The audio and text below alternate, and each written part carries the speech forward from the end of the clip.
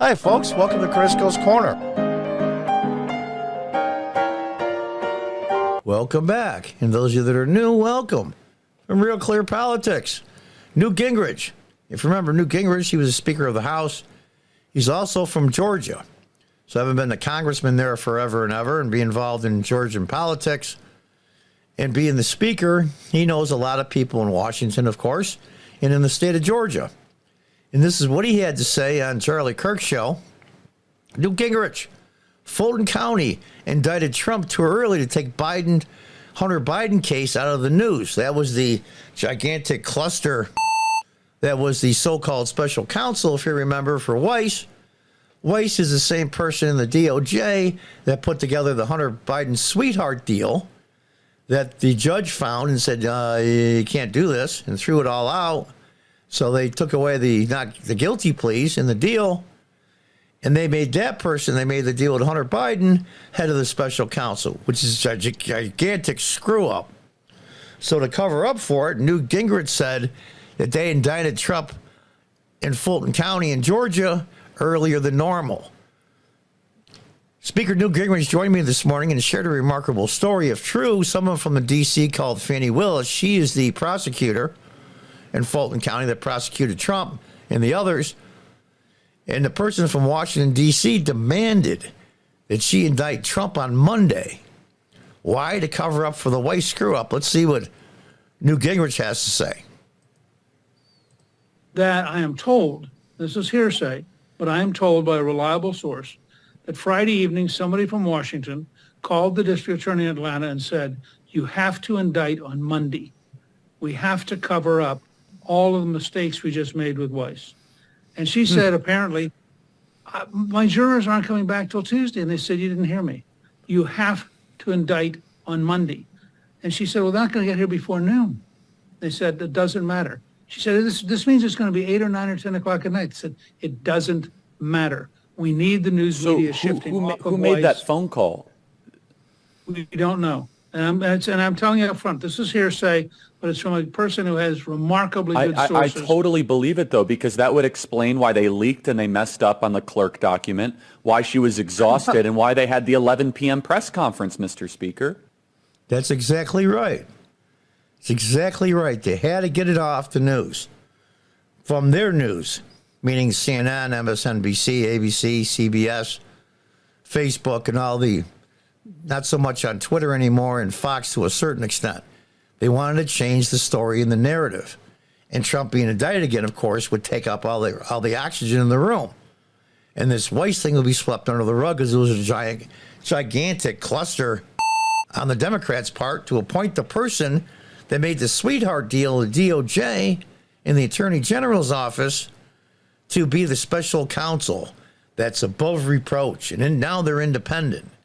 So now whenever they're asked about Hunter Biden and the Biden family payoffs or whatever money came from foreign sources or other sources, they can't say, well, it's an ongoing investigation now, and it'll be above board because Mr. Weiss is an independent counsel, and he answers to no one. Yeah, okay.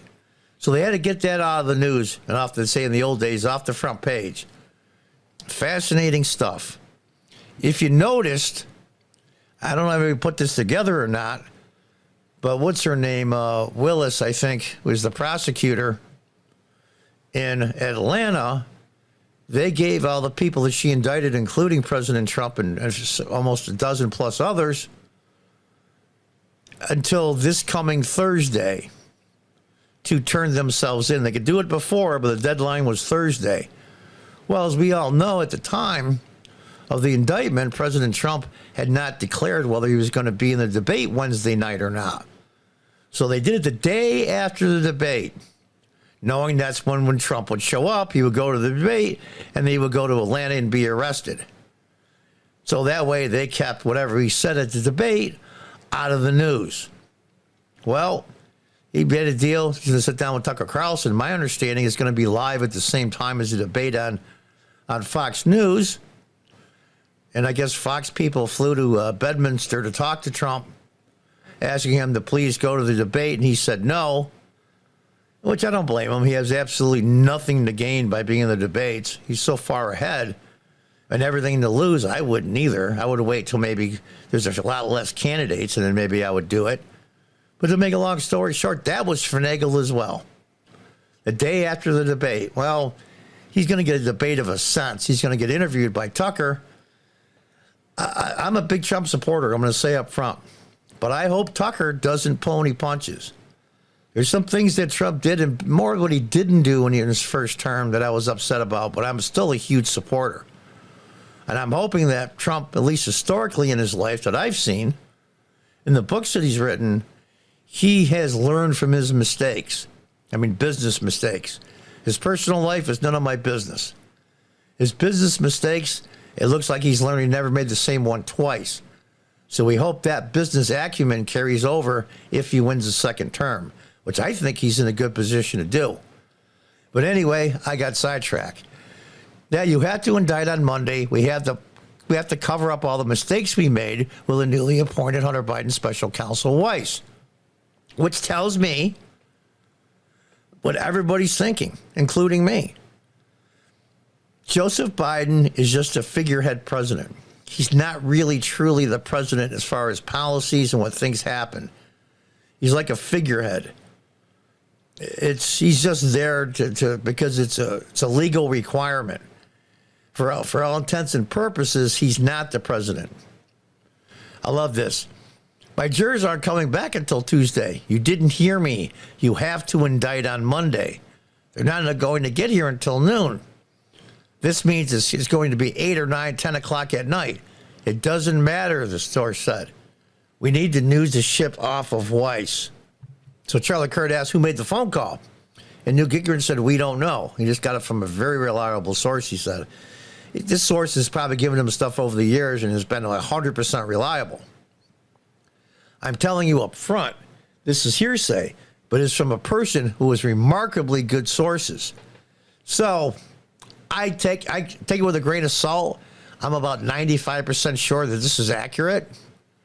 So we all knew that anyway. I mean, they finagle these things. Every time there's a gigantic PR cluster, they indict Trump. You can see one of my shorts as one of the Trump attorneys on there saying what happened when the Democrats screwed up. And the next day or 2 days after Trump's indicted, they use this to keep the bad news of what they're doing off the airways. And I'll tell you the truth, for the most part, it works. I'll just leave you with this. How conniving the DOJ, they're now working hand in hand, not all of them, but most of them with the Democrats, or at least the ones that are running the DOJ. When they raided Mar-a-Lago, the FBI has a rule, the DOJ. You don't raid anybody political 90 days before an election, even if they're not a candidate. And that was 2022. That was the congressional midterms are coming up that November. Their rule was 90 days out. That whole 90 days prior to the election, you don't do any raids like this or indict anybody or anything huge. When they raided Mar-a-Lago, it was the 91st day. You think that's a coincidence? So that way they can say, we didn't go against our rule of 90 days. It was outside that perimeter, outside that 90-day mark. This is how conniving they are. And so far, it's working out. We're going to have to see. The only thing that needs to happen now is for the Democrats to grow a set and maybe have a backbone on top of it. I hate to admit this, being a guy, but it seems like the Republican women have more balls than the Republican men. But we're going to have to see what happens. So here we go. They got marching orders. Indict Trump on Monday instead of later down the road. I don't know where this is going to end. We're going to have to see. God willing, he can straighten this out or help us straighten it out. Until next time, God bless, goodbye, and good luck.